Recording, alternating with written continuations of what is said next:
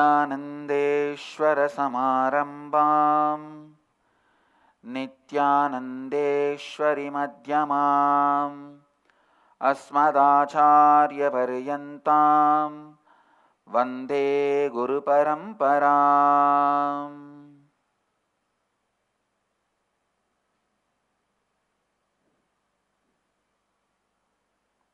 உங்கள் அனைவரையும் வணங்கி வரவேற்கின்றேன். மலேசிய திருநாட்டில் உலகம் முழுவதிலுமிருந்து சைவ உணவு முறை, புலால் மறுத்த சைவீக சாத்வீக உணவு முறைக்கான கருத்தரங்கில் பங்கேற்பதற்காக உலகம் முழுவதிலுமிருந்தும் மலேசிய நாட்டில் புத்ரா வேர்ல்ட் ட்ரேட் சென்டரில் கோலாலம்பூரில் இணைந்திருக்கும் அன்பர்கள், நண்பர்கள், சகோதர சகோதரிகள் உங்கள் அனைவரையும் வணங்கி வரவேற்கின்றேன்.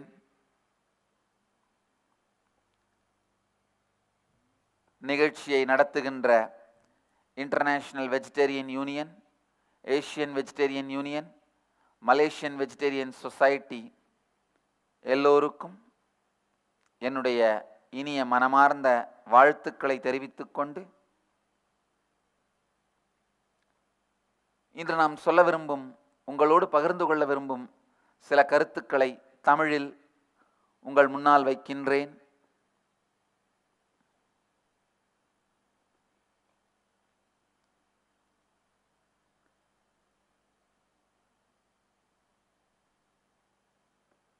நம்முடைய உடல் வெறும்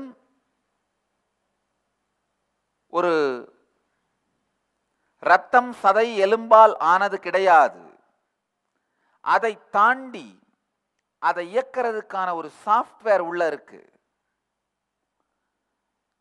ஒரு பெரிய இண்டிபெண்டன்ட் இன்டெலிஜென்ஸ் நம்முடைய உடம்பு. நம்ம நினைக்கிற மாதிரி இந்த உடம்பு ஒரு டெட் ரூல்ஸ் அண்ட் ரெகுலேஷன்ஸை வச்சு ஃபங்க்ஷன் பண்றதில்ல. இதை செய்தால் இது நடக்கும், இதை செய்தால் இது நடக்கும்ன்ற டெட் ரூல்ஸை வச்சு நம்ம உடம்பு ஃபங்க்ஷன் பண்றதில்ல. நம்முடைய உடம்பு ஒரு லிவிங் மெக்கானிசம், ஒரு லிவிங் இன்டெலிஜென்ஸ்.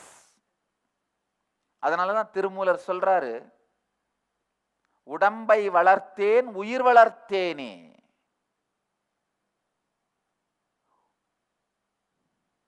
உள்ளம் பெருங்கோயில் ஊன் உடம்பு ஆலயம், தெள்ளத் தெளிந்தார்க்கு சீவன் சிவலிங்கம்.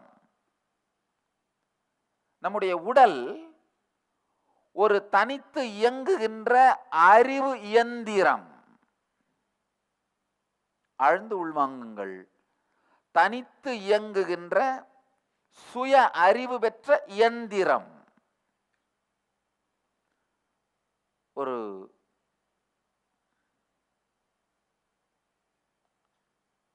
இன்அனிமேட்டான டெட்டான ஒரு ஆப்ஜெக்டை பார்க்குற மாதிரி நம்ம உடம்பை பார்க்கறது தான் நாம் செய்கிற மிகப்பெரிய தவறு.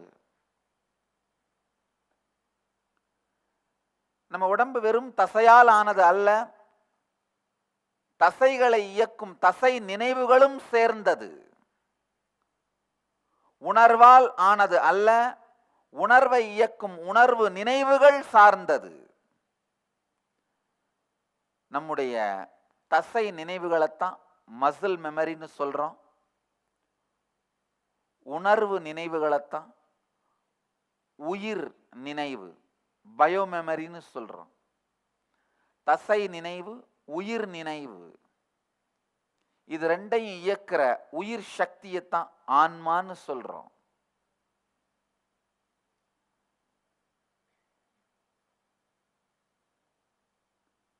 நம்ம எப்போ நம்முடைய உடம்ப வெறும் சதைப்பிண்டமாக பார்க்கின்றோமோ,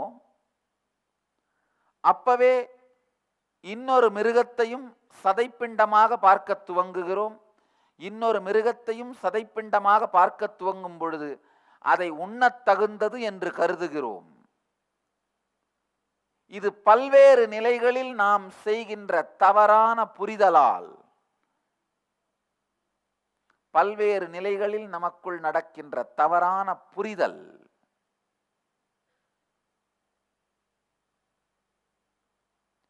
அழகா வள்ளுவர் சொல்றாரு, உண்ணாமை வேண்டும் புலா அல் பெரிதொன்றன் புன்னது உணர்வார் பெரின்.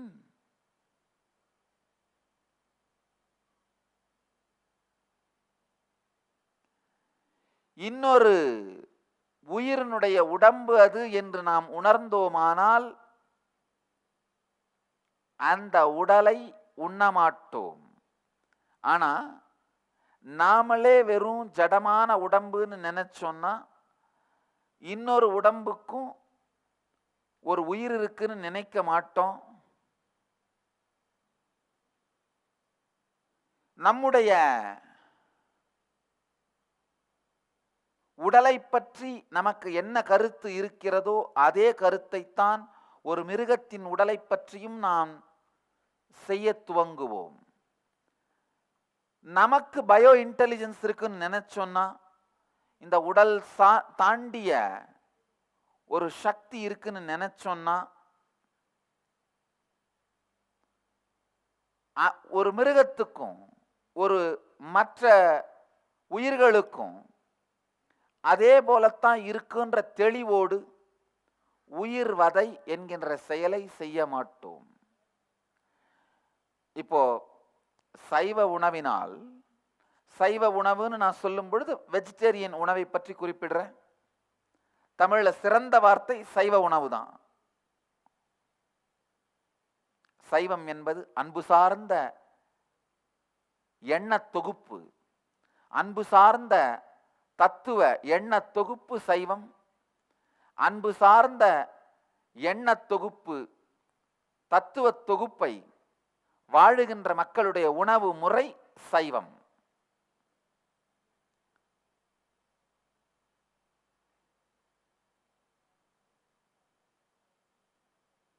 அடிப்படையான இந்த சில உண்மைகளை நாம் உள்வாங்க வேண்டும்.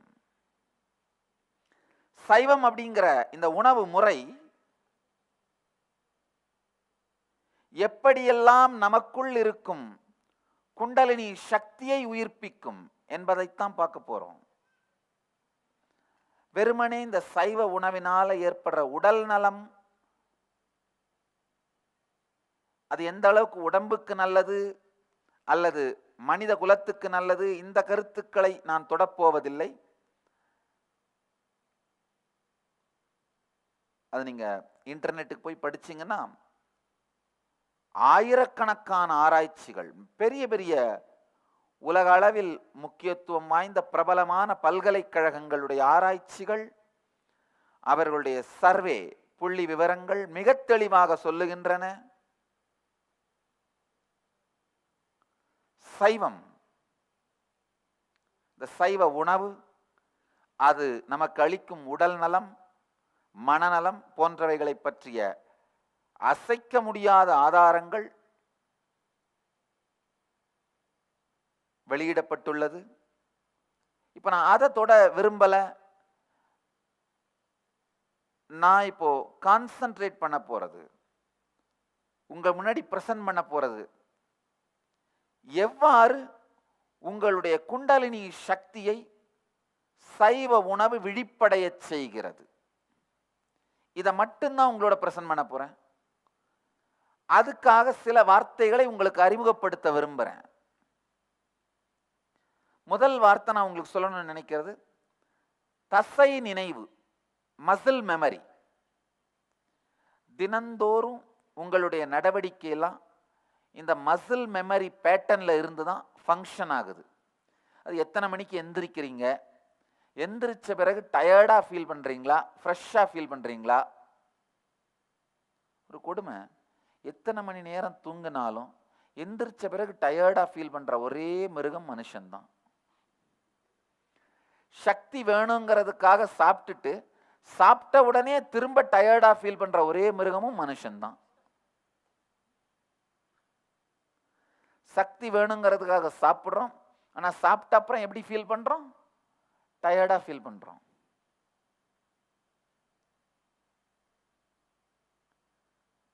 நீங்க எப்ப எந்திரிக்கிறீங்க, எப்படி சாப்பிடுறீங்க, உங்களுடைய தினசரி நடவடிக்கைகள், பழக்க வழக்கங்கள், இது எல்லாமே மசில் மெமரியோட பேட்டர்ன் சார்ந்தது, தசை நினைவு பதிவுகள் சார்ந்தது. அடுத்தது பயோமெமரி பேட்டர்ன்ஸ், உயிர் நினைவு பதிவுகள். நீங்க எப்படி மூட் ஸ்விங்குக்கு ஆளாகிறீங்க, அதாவது மன மாற்றத்துக்கு ஆளாகிறீங்க, ஒரு பிரச்சனை வந்தா எப்படி அதை எதிர்கொள்றீங்க, ஒரு நெருக்கடியான சூழல்ல எப்படி சிந்திக்கிறீங்க, எப்படி செயல்படுறீங்க, இந்த விஷயங்கள் எல்லாம் உயிர் நினைவு பதிவுகள் சார்ந்தது, பயோமெமரி பேட்டர்ன் சார்ந்தது. சில பேர் பார்த்தீங்கன்னா வாழ்க்கையில் எந்த பிரச்சனை வந்தாலும் அதுலேருந்து தப்பிச்சு ஓடுறது மூலமாக தான் ரெஸ்பாண்ட் பண்ணுவாங்க. எந்த பிரச்சனை வந்தாலும் அவங்களுடைய ஒரே ரெஸ்பான்ஸ் தப்பிச்சு ஓடி போயிரு. சில பேர் எந்த பிரச்சனை வந்தாலும் ஒரே ரெஸ்பான்ஸ் உட்காந்து அழ ஆரம்பிச்சிரு. சில பேர் எந்த பிரச்சனை வந்தாலும் ஒரே ரெஸ்பான்ஸ் டிப்ரெஷனுக்கு போயிடு.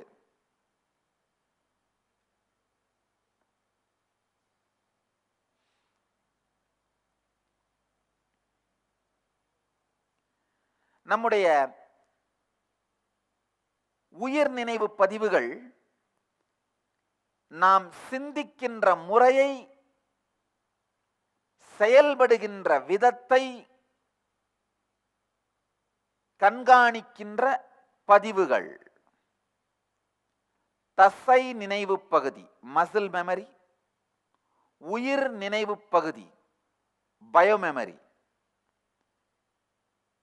இந்த ரெண்டும் நம்முடைய வாழ்க்கையில் மிக மிக முக்கியமான பங்கு வகிக்கின்றன. மூன்றாவது வார்த்தை உயிர் நினைவு பகுதியை, பயோமெமரியை ஆக்டிவேட் பண்ற பயோ இன்டெலிஜென்ஸ். அந்த பயோ இன்டெலிஜென்ஸை தான் குண்டலினின்னு சொல்றோம். நம்முடைய சித்தர்கள் இந்த குண்டலினியை பற்றி ஆயிரக்கணக்கான பாடல்கள் எழுதியிருக்கின்றார்கள்.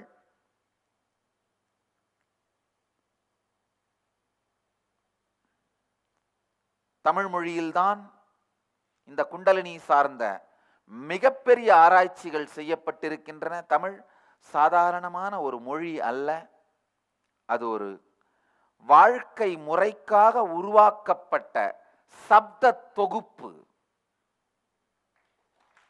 தமிழ் ஒரு வாழ்க்கை முறையை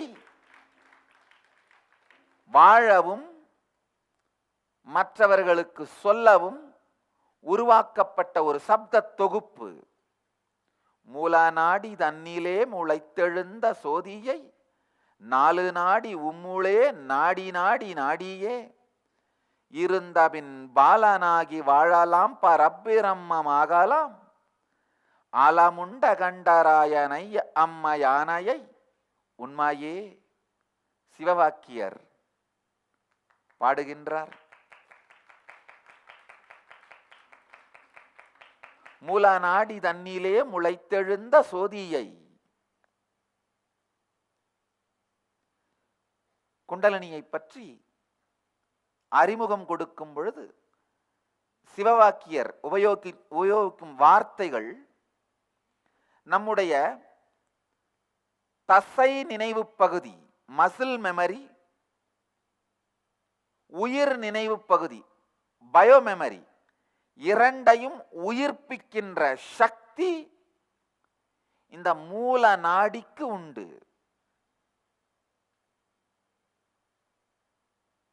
அவை பிராட்டி விநாயகர் அகவலிலே மிக அருமையாக சொல்லுகின்றார். அவை பெரிய யோகி, ஒரு பெண் யோகி. அவையை போன்ற ஒரு பெண் யோகியை எந்த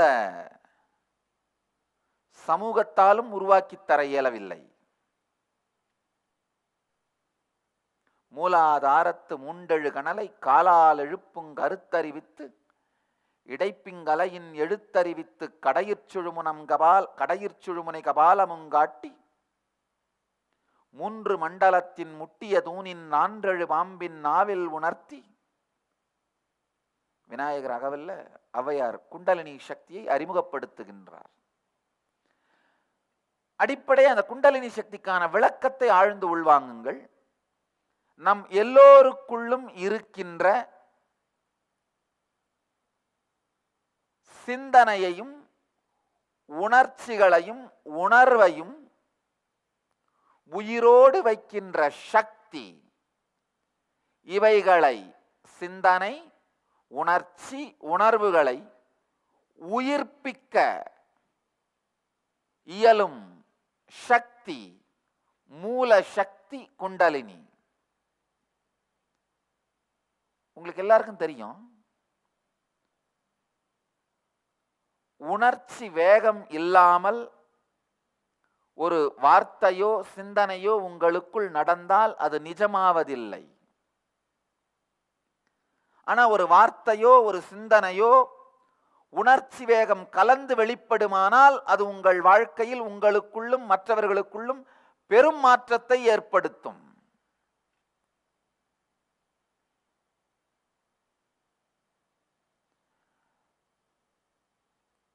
உங்கள் வார்த்தைகளுக்கும் சிந்தனைக்கும் உயிர் கொடுக்கும் சக்தி உணர்ச்சிக்கு உண்டு. உணர்ச்சிக்கே உயிர் கொடுக்கும் சக்தி குண்டலினிக்கு உண்டு. அந்த உணர்ச்சிக்கே உயிர் கொடுக்கும் சக்தி தான் குண்டலினி.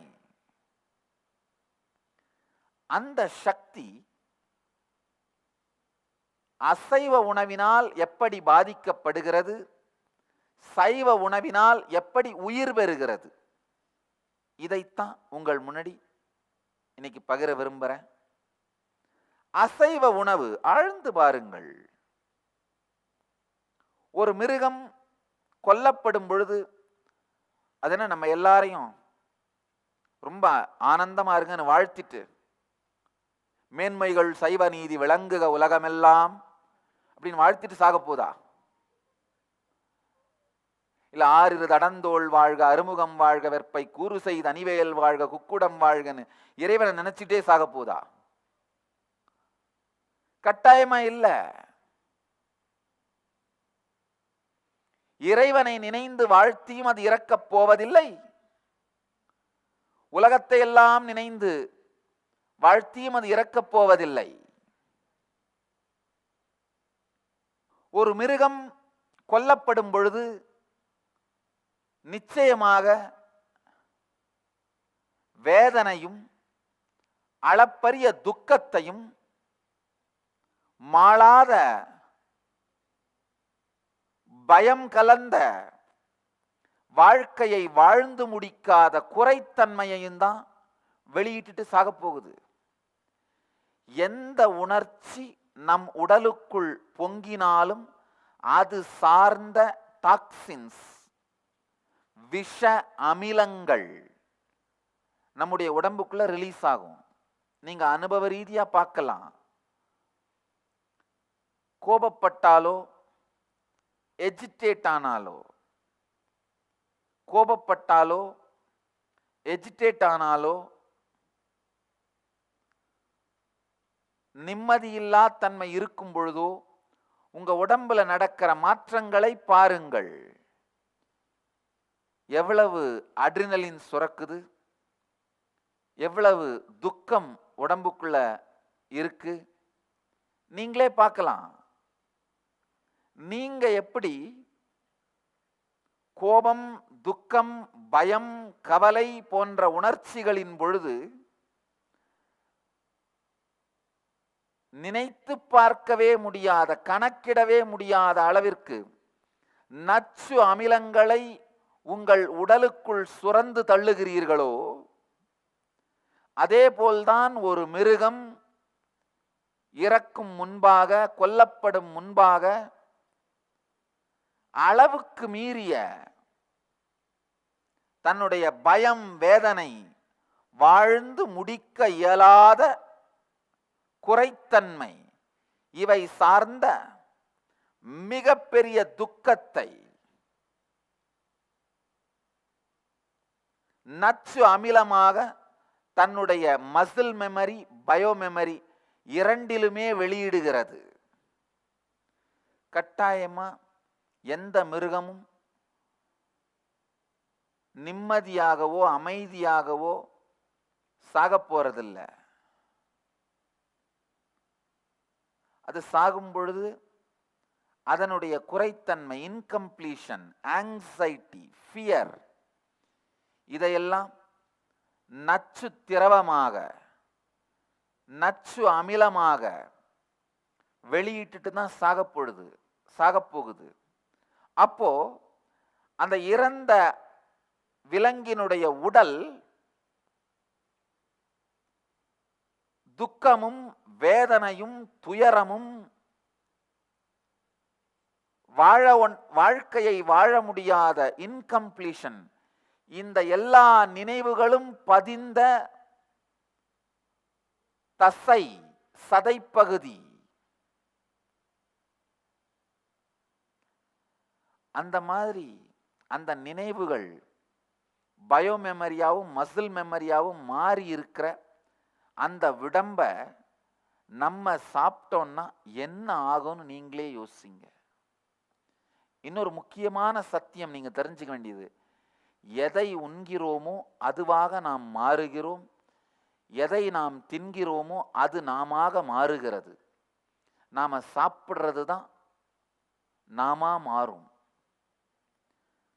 நாம சாப்பிட்றது நம்மளை சாப்பிடும்.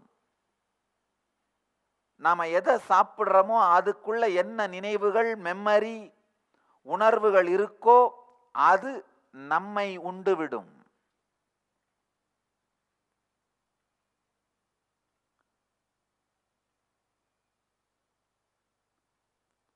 ஊற்றை சடலம். ஒரு மிருகத்தினுடைய உடம்பு வெறும் ஊற்றை சடலம் அல்ல. கொடுமையான துக்கமான மசில் மெமரியும் பயோ மெமரியும் கலந்த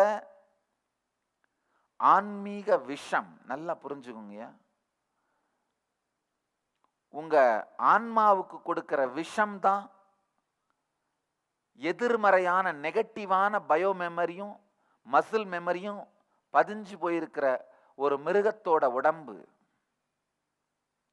ஒரு சித்தர் பாடுறாரு, ஊற்றை சடலமடி உப்பிருந்த பாண்டமடி மாற்றி பிறக்க மருந்தெனக்கு கிட்டுதில்லை, மாற்றி பிறக்க மருந்தெனக்கு கிட்டுமென்றால் ஊற்றை சடலம் விட்டே என் கண்ணம்மா, உன்பாதம் சேரேனோ கண்ணம்மா. இந்த உடம்பு ஊற்றை சடலம். அதை மாற்றி பிறக்க மருந்து இல்லையே என்று கதறுகின்றார். ஏற்கனவே நமக்கு இருக்கிற உடம்புல இருக்கிற பயோ மெமரியும் மசில் மெமரியும் கரைக்கிறதுக்கே நாம படாத பாடுபடுறோம். அந்த மசில் மெமரியும் பயோ மெமரியும் நம்மளை படுத்துறதே என்னவெல்லாம் படுத்துது. இதுல நொந்து நொந்து துக்கத்தால் இறந்த போன இன்னொரு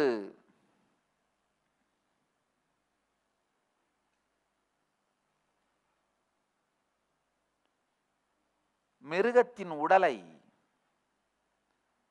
நம் வயிற்றுக்குள் புதைப்போமானால்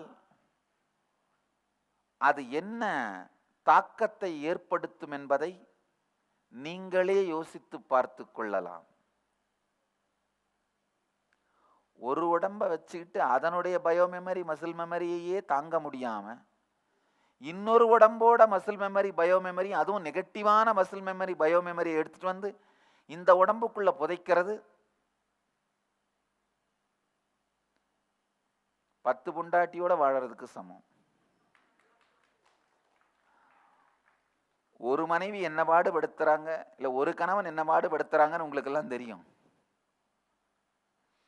10 பொண்டாட்டியும் ஒரே வீட்டில் வச்சுட்டு வாழணும்னு முடிவு பண்ணீங்கன்னா அது நீங்க தான் முடிவு பண்ணி ஆகணும். விவேகானந்தர் ரொம்ப அழகா சொல்வார் இந்த மனத்தை பற்றி சொல்லும் பொழுது, கள் குடித்த தேள் கடித்த குரங்கு, ஒரு குரங்கு என்னன்னு தெரியாம தென்னை மரத்துல தொங்கிட்டு இருந்த கள் பானையை குடிச்சிருச்சான். ஏற்கனவே குரங்கு சும்மா இருக்காது, கல்பானை குடிச்சா என்ன ஆகும்? கல்பானையை குடிச்சது மட்டும் இல்லாம மரத்திலிருந்து கீழே இறங்கி வரும்பொழுது அங்கிருந்த தேள் ஒண்ணு கொட்டிருச்சான். அதுவும் பத்தாதுன்னு அது இறங்கி ஓடும் பொழுது வழியில் இருந்த சுடுகாட்டுல இருந்து ஒரு பேயும் அதை பிடிச்சுக்கிச்சான். கள் குடித்து தேள் கொட்டி பேய் பிடித்த குரங்கு போன்றது நம் மனம்.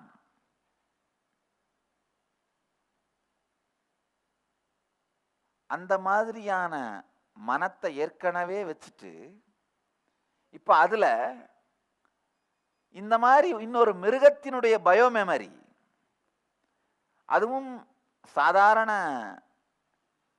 இயற்கையாக இறந்த மிருகம் கிடையாது. நம்ம சாப்பிடுறது இயற்கையாக இறந்த மிருகங்கள் கிடையாது. இயற்கையாக ஒரு மிருகம் இறக்குமானாலும் கூட அதுக்கிட்ட வெறும் சோகம்ன்ற பயோமெமரி மட்டும்தான் பதிவாயிருக்கும். ஆனா கொல்லப்படும் பொழுது ஒரு மிருகத்தினுடைய பயோமெமரியில சோகம், துக்கம், பயம், வேதனை, ஆற்றாமை, இயலாமை,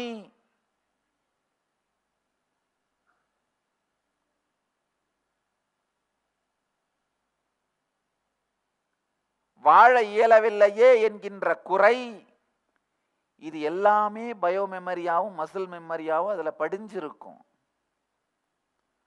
அதை நம் உணவாக மாற்றிக்கொள்வோமானால் அதனுடைய சூக்ஷ்ம பாகமான அந்த அசைவ உணவினுடைய சூக்ஷ்ம பாகமான அதே மசில் மெமரியும் பயோ மெமரியும் நம்ம உடம்பினுடைய பாகமா, நம்ம மசில் மெமரி பயோ மெமரியா மாறிடுது. அதுதான் மிகப்பெரிய கொடுமை, மிகப்பெரிய கொடுமை. விஷம் என்று தெரிந்து உண்டு கொண்டிருப்பது. கேட்டா இதுதான ரெகுலர் லைஃப் ஸ்டைல், எல்லாருமே இதுதானே சாப்பிட்றாங்க, எல்லாருமே சாப்பிட்றாங்கன்ற காரணத்தாலேயோ ரெகுலரான லைஃப் ஸ்டைல் அப்படிங்கிற காரணத்தினாலேயோ அல்லது பரவலாக கிடைக்கிறது என்கிற காரணத்தினாலேயோ அந்த அசைவ உணவினுடைய எதிர்மறையான தாக்கம் உங்களுடைய வாழ்க்கையில் இல்லாமல் போய்விடாது.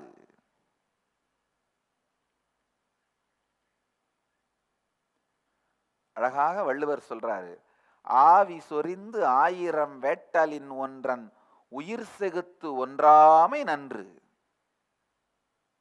இன்னொரு குறள்ல சொல்றாரு, கொல்லானை எல்லா உயிரும் தொழும்,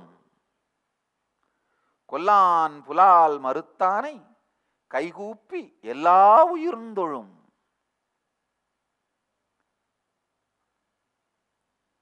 வள்ளுவருடைய உணர்வு.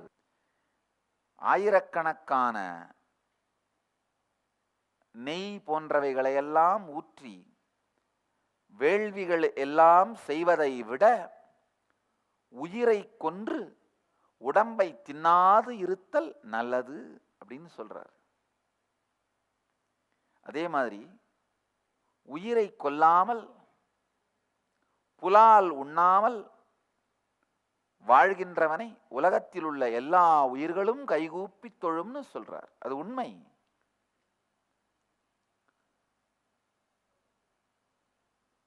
நாம் தெரிந்து கொண்டாலும் தெரிந்து கொள்ளாவிட்டாலும், புரிந்து கொண்டாலும் புரிந்து கொள்ளாவிட்டாலும், ஏற்றுக்கொண்டாலும் ஏற்றுக்கொள்ளாவிட்டாலும் இந்த புவியீர்ப்பு விசை எப்படி தன்னுடைய செயலை செய்து கொண்டே இருக்குமோ அதே மாதிரி வாழ்க்கையின் சில அடிப்படை விதிகள் நாம் தெரிந்து கொண்டாலும் தெரிந்து கொள்ளாவிட்டாலும், புரிந்து கொண்டாலும் புரிந்து கொள்ளாவிட்டாலும் தொடர்ந்து தன்னுடைய செயலை செய்து கொண்டேதான் இருக்கும்.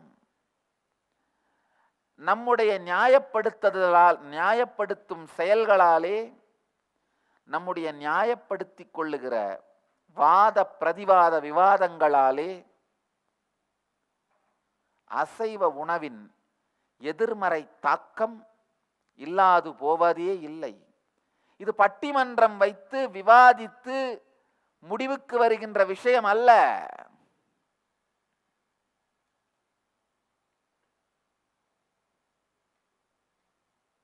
இது அறிவியல். இப்ப நாம எல்லாம் சேர்ந்து பட்டிமன்றம் வச்சு புவியீர்ப்பு விசை இருக்கா இல்லையா அப்படின்னு கடைசியில நடுவர் தீர்ப்பு சொல்லியா புவியீர்ப்பு விசை வேலை செய்யுது? பட்டிமன்றம் நடக்கும் பொழுதும் நடுவர் தீர்ப்பு சொல்றதுக்கு முன்பும் பின்பும் புவியீர்ப்பு விசை ஒரே மாதிரி தான் இருக்கும். அதே போல நம்ம என்னதான் வாத பிரதிவாதங்களை வைத்தாலும், என்ன சார்ந்து முடிவெடுத்தாலும், ஆழ்ந்து புரிந்து கொள்ளுங்கள், என்ன சார்ந்து முடிவெடுத்தாலும் உண்மை உண்மையே. அசைவ உணவுகளின் போது அந்த உயிர் வலி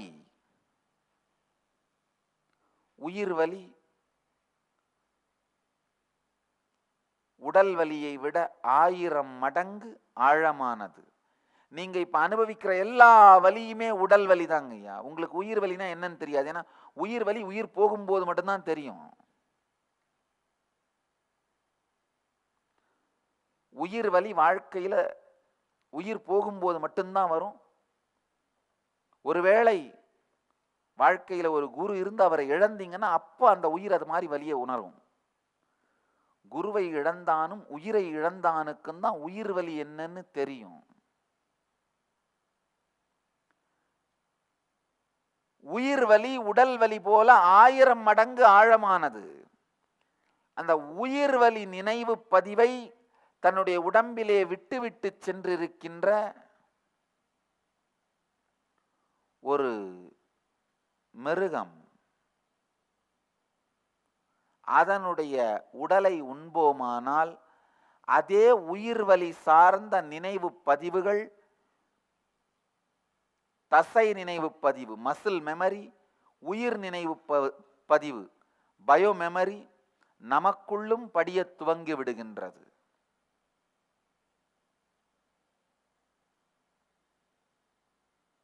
கட்டாயமா அந்த இறக்கிற மிருகம் லோகா சமஸ்தா சுகினோ பவந்து, உலகமெல்லாம் ஆனந்தமா இருக்கட்டும் வாழ்த்திட்டு சாக போதா? கிடையாது, நிச்சயம் இருக்காது.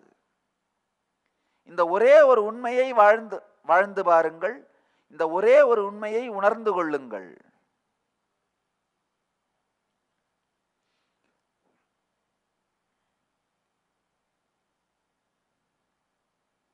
சில பேர் என்கிட்ட கேட்கறது உண்டு, சாமி கண்ணப்பர் இறைச்சியையே இறைவனுக்கு கொடுத்தாரே, அது ஒன்றும் தப்பு இல்லையா? கடவுளும் வந்தாரே, ஏத்துக்கிட்டாரு. நல்லா புரிஞ்சுக்கோங்க, கண்ணப்பர் பன்றி இறைச்சி வைத்த பொழுது ஈசன் வரவில்லை, தன் கண்ணையே தோண்டி கொடுத்த போதுதான் வந்தார். நீங்களும் உங்களது என்ன வேணா பண்ணுங்க, தப்பு இல்லை. ஏன் மற்றவங்களது ஏதாவது பண்றீங்க?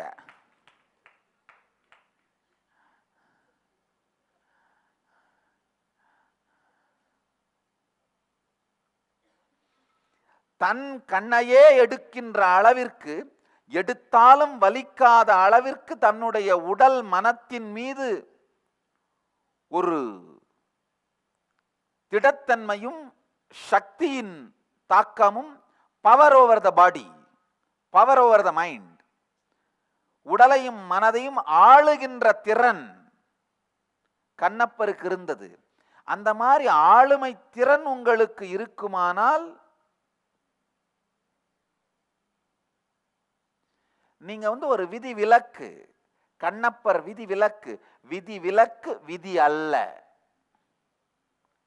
விதி விலக்கு விதி அல்ல.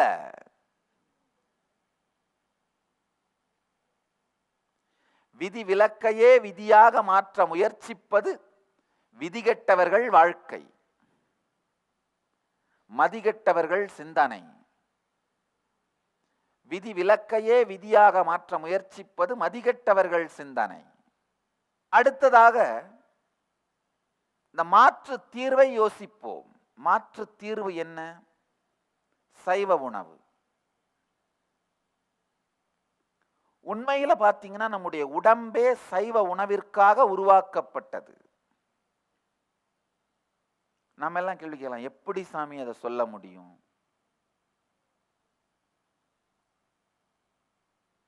நல்லா ஆழ்ந்து பாருங்க. சைவ உணவு உண்ணுகின்ற விலங்குகளுக்குத்தான் தாடையினுடைய பக்கவாட்டு இயக்கம் இருக்கும், அதாவது ஹாரிசான்டல் மூமெண்ட் இருக்கும். அசைவ உணவு உண்ணுகிற விலங்குகளான புலி, சிங்கம் இது எல்லாத்துக்குமே வெர்டிக்கல் மூமெண்ட், அந்த மேலும் கீழும் தாடை இயங்குகிற இயக்கம் மட்டும்தான் இருக்கும். சைவ உணவு உண்ணுகிற மிருகங்களான யானை, பசு போன்றவைகளுக்கு தான் இந்த வலது இடது பக்கமாக பக்கவாட்டு மூமெண்ட் இருக்கும் தாடையில.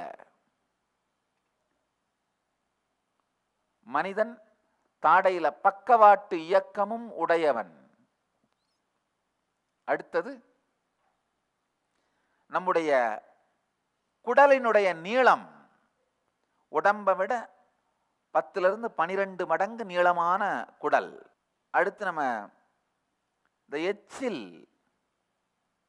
நம்முடைய வாயில சுரக்கிற எச்சில், அதனுடைய குணம், நம்முடைய வயிற்றினுடைய வடிவமைப்பு, அந்த நியூட்ரிஷன்ஸை உறிஞ்சறதுக்கான வயிற்றினுடைய வடிவமைப்பு,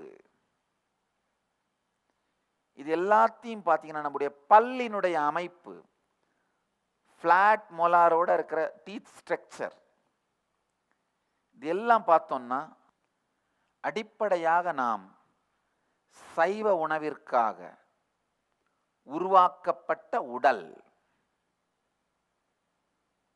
நம்முடைய உடம்பே சைவ உணவிற்காக வடிவமைக்கப்பட்டிருக்கிறது. இன்னொரு முக்கியமான விஷயம், சைவ உணவை உண்ணும் பொழுது நம்முடைய மசில் மெமரியும் பயோ மெமரியும் தூய்மை அடையுது. நம்ம பிறக்கும் பொழுது எடுத்துட்டு வந்த அந்த மசில் மெமரியும் பயோ மெமரியும் நாம எக்ஸாஸ்ட் பண்ணி முடிச்சாலே போதும், அந்த கர்மங்களை தீர்த்தாலே போதும். சைவ உணவிலே மேலும் மேலும் கர்மங்கள் சேருவதில்லை. வந்த கர்மமே தாங்க முடியாத அளவிற்கு இருக்கும் பொழுது வந்த பிறகு கருமத்தை சேர்த்தால் இந்த சேர்ந்த கருமத்தை எங்கு போய் தொலைப்பது? ஒரு யானை குளிக்கிறதுக்காக நதியில இறங்கி சேத்தையெல்லாம் அள்ளி மேலே பூசிட்டு வெளியே வந்துதான். அந்த மாதிரி இருக்கிற கர்மங்களை கழிக்கிறதுக்காக இந்த உடம்பெடுத்து இங்க வந்துட்டு, இங்க வந்து அசைவ உணவு மிருகங்களை எல்லாம் தின்னு பறப்பது, நடப்பது, ஊர்வது, பறப்பதில் ஏரோப்ளானை தவிர, ஊர்வதில் பஸ் காரை தவிர, மிதப்பதில் கப்பல் தவிர மீதி எல்லாத்தையும் திங்கிறதுன்ற வாழ்க்கை முறை வச்சிருந்தோம்னா வந்த கருமம் போவதற்கு பதிலாக நொந்து போகும் அளவிற்கு சொந்த கருமமும் தாண்டி வந்த கருமம் வந்து சேரும். நம்ம வந்த வேலை கருமங்களை கழித்து நமக்குள் இருக்கிற அந்த உயிர் சக்தியை உயிர்ப்பிப்பது, குண்டலினி சக்தியை உயிர்ப்பிப்பது.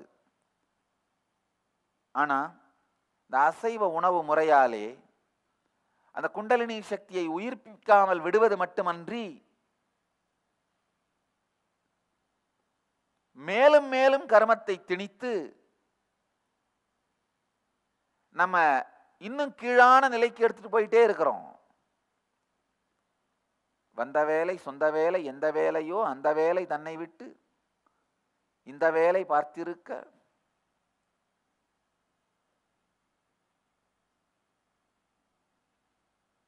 சைவ உணவினாலே இயற்கையாகவே நம்முடைய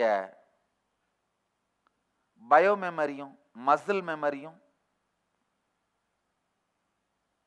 கம்ப்ளீஷனை நோக்கி போகுது, பூரணத்துவத்தை நோக்கி செல்கிறது. அது மட்டும் இல்லாம செடி கொடிகள் தாவரங்களுக்கு இருக்கின்ற இயற்கையான சக்திகள், அதாவது காற்றிலிருந்தும் நீரிலிருந்தும் சூரியனிலிருந்தும் நேரடியாக சக்தியை உருவாக்கி கொள்ளுகின்ற அந்த சக்திகள் நமக்குள்ளும் மலரத் துவங்குகிறது. சைவ உணவு வாழ்ந்து சைவ உணவை உண்டு வாழுகின்ற ஒரு மனிதர் மெதுமெதுவா உணவை தாண்டிய நிராகார வாழ்க்கை முறைக்குள்ளே நுழைய முடியும். உங்கள பல பேர் கேள்விப்பட்டிருப்பீங்க, நம்ம தியானபீடம் மூலமா இந்த நிராகார சம்யமம்னு ஒரு தியான வகுப்பு இலவசமாக உலகம் முழுவதும் எடுத்துட்டு இருக்கிறோம். பல நாடுகளிலே பலதரப்பட்ட மக்கள் உணவின் தேவையே இல்லாமல் வெறும் தண்ணீர் அல்லது பழச்சாறின் மூலமாகவே உயிர் வாழ்ந்து கொண்டிருக்கிறார்கள். பல ஆயிரக்கணக்கான சீடர்கள், தியானபீடத்தின் அன்பர்கள் இதை சாதித்திருக்கிறார்கள். நீங்க ஆழ்ந்து உணர்ந்து கொள்ள வேண்டிய உண்மை இது. உள்வாங்க வேண்டிய சத்தியம். முதல்ல இந்த சைவ உணவை சார்ந்த பயோ மெமரியும் மசில் மெமரியும் உருவாக்குனீங்கன்னா, அதாவது நீங்க என்ன சாப்பிட்றீங்களோ அதுல ஒரு பாகம் தசையாக, ஒரு பாகம் இரத்தமாக, ஒரு பாகம் எலும்பாக, ஒரு பாகம் மஜ்ஜையாக, ஒரு பாகம் ஆழமான சூக்ஷ்மமான பாகம் தசை நினைவு, உயிர் நினைவு, மசில் மெமரி, பயோ மெமரியா மாறுது. சைவ உணவுகளையே சாப்பிட்ற உடம்புல இந்த தாவரங்களுக்கு இருக்கின்ற சக்தியான நேரடியாக காற்றிலிருந்து சக்தியை உருவாக்கி கொள்ளக்கூடிய நினைவுகள் உயிர் பெற துவங்குகிறது. அந்த நினைவுகள் நிலை பெற துவங்குகிறது. அந்த நினைவுகள் நிலை பெற துவங்குமானால் தியானத்தின் மூலமும் யோகாவின் மூலமும் ரொம்ப ஈஸியாக அதை உயிர்ப்பித்து குண்டலினி சக்தியை விழிப்பித்து நாம உணவின் தேவையே தாண்டிய நிலைக்குள்ளும் செல்ல முடியும் அப்படிங்கிறத அறிவியல் பூர்வமாக நிரூபித்திருக்கிறோம். பல்வேறு விதமான ஆராய்ச்சிகள் மூலமாக அறிவியல் பூர்வமாக நிரூபிச்சிருக்கிறோம். இப்ப நான் அந்த நிராகார நிலைக்குள் அதை சார்ந்த சப்ஜெக்டுக்குள்ள போக விரும்பல. எப்படி நேரடியாக உங்களுடைய சைவ உணவு உங்க மசில் மெமரியும் பயோ மெமரியும் தூய்மையாக்கி உங்க பயோ எனர்ஜியான குண்டலினி சக்தியை விழிப்படைய செய்து அதை மட்டும் ஆழ்ந்து புரிந்து கொள்வோம்.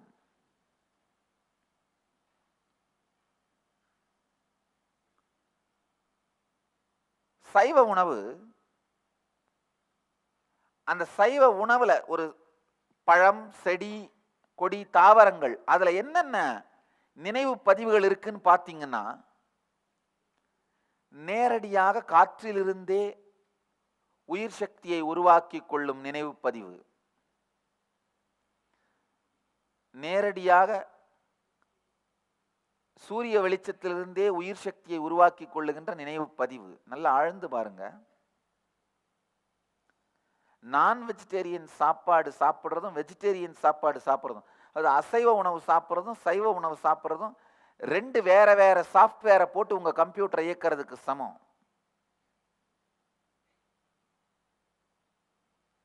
சைவ உணவு வைரஸ் இல்லாத சாஃப்ட்வேர், அசைவ உணவு மேடு பள்ளமும் பலதரப்பட்ட விதமான வைரஸும் இருக்கிற நிறைய போர்னோகிராஃபி மிக்ஸான சாஃப்ட்வேர். எந்த சாஃப்ட்வேரை போட்டு உங்க கம்ப்யூட்டர் ஆப்ரேட் பண்ணணும் நீங்க தான் முடிவு பண்ணணும். நம்முடைய உடல் இயற்கையாகவே சைவ உணவிற்குத்தான் வடிவமைக்கப்பட்டிருக்கின்றது. சைவம் சார்ந்த வாழ்க்கை முறைக்குத்தான் உருவாக்கப்பட்டிருக்கின்றது. அது மட்டுமல்லாது சைவ உணவை உபயோகிக்க உபயோகிக்க உங்கள் சுவாசம் ஆழமாகும், உங்கள் வாழ்க்கை ஆழமாகும்,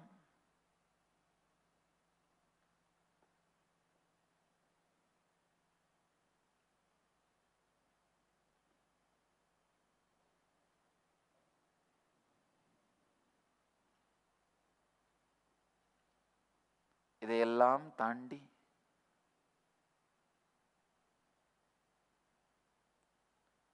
உங்களுடைய உணர்வுகளையும் எண்ணங்களையும் உயிர்ப்பிக்கும் குண்டலினி சக்தி விழிப்படையும்.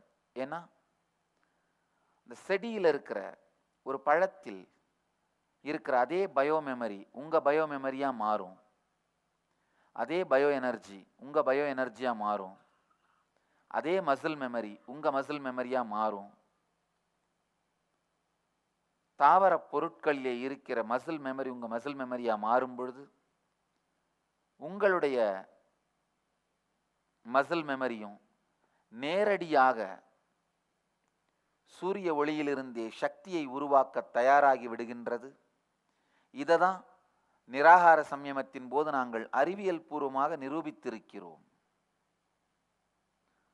போட்டோசிந்தசிஸ்ன்னு சொல்ற அந்த நேரடியா காற்றிலிருந்து சக்தியை உருவாக்குற திறன் நம்ம உடம்புல 100% உயர்வதை, வைட்டமின் டி 100% உயர்வதை அறிவியல் பூர்வமா நிரூபிச்சிருக்கோம் பல ஆராய்ச்சிகள் மூலம். அதனால தயவு செய்து ஆழ்ந்து உள்வாங்குங்கள். எத்துணைதான் நான் நீச்சல் அடிக்கிறதோட நன்மையை பத்தி வார்த்தையால சொன்னாலும் அது புரியாது. நீங்கள் நீரில் குதித்து நீந்தினால் மட்டும்தான் அந்த சுகம் தெரியும்.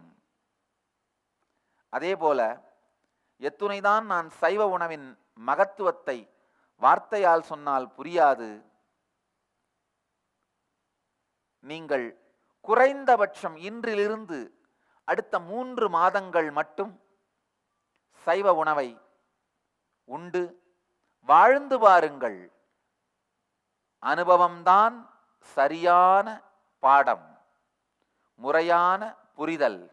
எனவே அனுபவித்து பாருங்கள் என்று உங்கள் எல்லோரையும் வேண்டிக் கொண்டு இந்த மொத்த நிகழ்ச்சியின் சாரம் சைவம், சைவ உணவு உங்கள் குண்டலினி சக்தியை முழுமையாக உயிர்ப்பித்து உடல் நலமும் மனநலமும் உங்களுக்கு தந்து எல்லா வளத்தோடு உங்களை வாழ வைக்கும் என்கின்ற இறுதியான அறுதியான உறுதியான உண்மையை உங்கள் முன் பகிர்ந்து கொண்டு, உங்களோடு பகிர்ந்து கொண்டு சத்சங்கத்தை, நிகழ்ச்சியை, சொற்பொழிவை நிறைவு செய்கின்றேன்.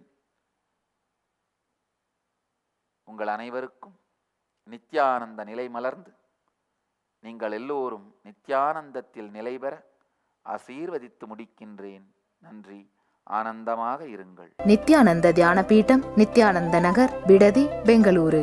Phone 08027279999 www.nithyananda.org.